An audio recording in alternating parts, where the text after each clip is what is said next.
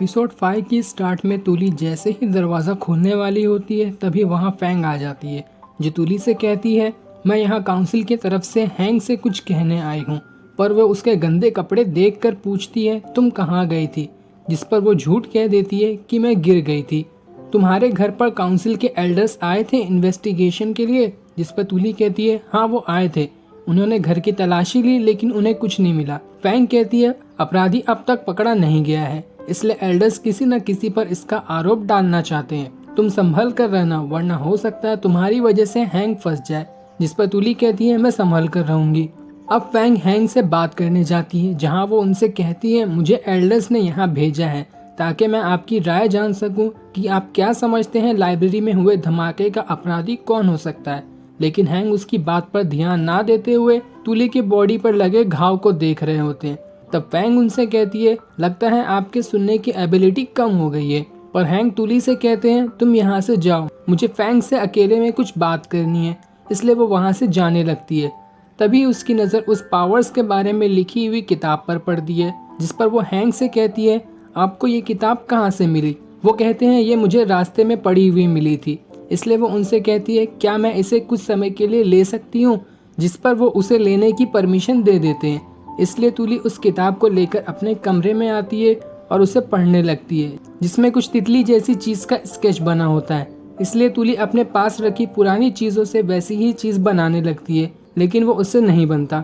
तभी उसके हाथ में दर्द होने लगता है और जैसे ही वो अपने हाथ में का ग्लव निकालती है वहाँ खरोच होती है, जो उसे बड़ी मछली पकड़ने के टाइम लगी थी। इसलिए वो अपनी पूरी बॉडी में जहाँ जहाँ चोट लगी है वहाँ दवा लगाकर वहाँ पे पट्टी बांध देती है। दूसरी तरफ रॉन्ग वी से कहती है तुमने पैनल क्यों नहीं लिया, वो बस 3 ही था और तुमने तब तक इंतजार किया जब तक वो 1 ना बचे, क्योंकि तुम्हें ओवर कॉन्फिडेंस था कि तुम उसे ले लोगे। लेकिन अब तो वो तुली को मिल गया, तुम किसी काम के नहीं हो, बस मुश्किल खड़ी करना आता है। और वो उसकी कान पकड़ के उसे चिल्लाने लगती है। तब वहाँ जुआन आता है, जो कि रॉन्ग का दूसरा बेटा है। वो रॉन्ग से कहता है मैंने आपके लिए परफ्यूम लाया हूँ, इसे स्मेल करो जिससे आपका गुस्सा खत्म हो जाएगा। इसलिए वो उस परफ्यूम को स्मेल करती है, जो उसे काफ़ी अच्छा लगता है। वो जुआन की तारीफ करती है और वी से कहती है तुम्हें जुआन से कुछ सीखना चाहिए। तब वो सोचने लगती है तुली ने आखिर इतनी बड़ी मछली पकड़ कैसे ली, क्या उसके साथ उसका कोई और पार्टनर भी होगा, और अगर ऐसा है तो बहुत बड़ी गड़बड़ हो सकती है। इसलिए मुझे हु को सारी बात बतानी होगी। इसलिए वो जुआन का परफ्यूम उसे देकर वहाँ से चली जाती है। अब वी जुआन से कहता है लाओ मुझे अपना परफ्यूम ट्राई करने दो, जिस पर वो कहता है मैंने इसे लिंजी के लिए बनाया है और ये मैं सिर्फ उसे ही दूंगा। जिस पर वी उससे कहता है तुम तो छुपे रुस्तम निकले। वो उसके पीछे पड़ जाता है, इसलिए जुआन वहाँ से भाग जाता है। दूसरी तरफ तुली के कपड़े पर से एक छोटे लोहे का टुकड़ा गिरता है। ये वही समुद्र के अंदर वाली जहाज का होगा। जिसके बाद वो अपने कपड़े धोने चली जाती है और उसे धोने के लिए उसे टब में डाल देती है, जहाँ लोहे के टुकड़े से बबल निकल रहे होते हैं। जिसके बाद वो अपने कमरे में आकर शियाओ के बारे में सोचने लगती है, जहाँ उसने शियाओ बिन और उसके साथियों के लिए खाने और पीने की चीज दी थी। जिस पर शियाओ उसका शुक्रिया करता है, लेकिन तुली के पास उतना खाना और पानी नहीं था।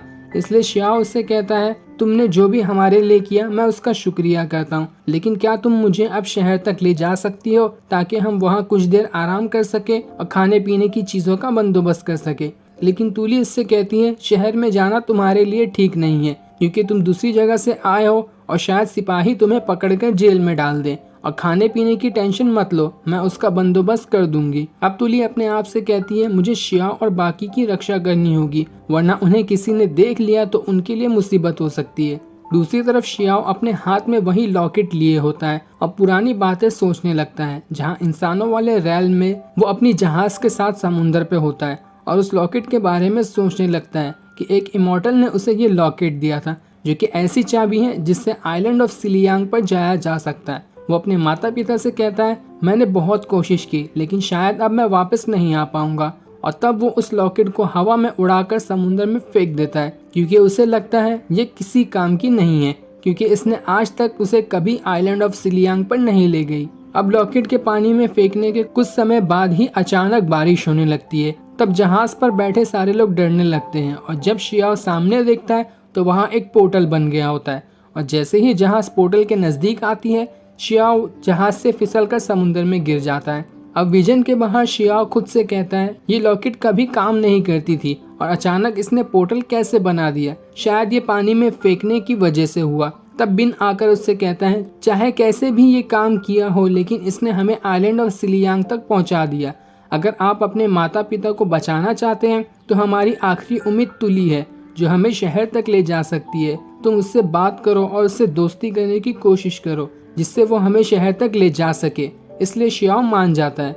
दूसरी तरफ तुली अपने कमरे में सो रही होती है। वहीं जिंग भी होता है जो उसके ऊपर चादर रख देता है और उसकी चोट को देखकर कहता है तुमने अपना हाल ऐसा क्यों बना लिया है, बिला वजह खुद को चोट लगाते रहती हो। और वो अपनी पावर से उसे ठीक कर देता है। जिसके बाद वो तुली की स्केच बुक देखता है। तभी तुली जाग जाती है पर सही टाइम पर जिंग वहाँ से गायब हो जाता है। और जब तुली खिड़की के बाहर देखती है तो वहाँ उसे हैंग दिखाई देते हैं। इसलिए वो फिर से सोने चली जाती है। लेकिन वो हैंग नहीं, उनकी ही कपड़े में जिंग होता है जिसने तुली की स्केच बुक का एक पेज अपने पास रख लिया था। जिसके बाद ये एपिसोड यहीं एंड हो जाता है। Thanks for watching.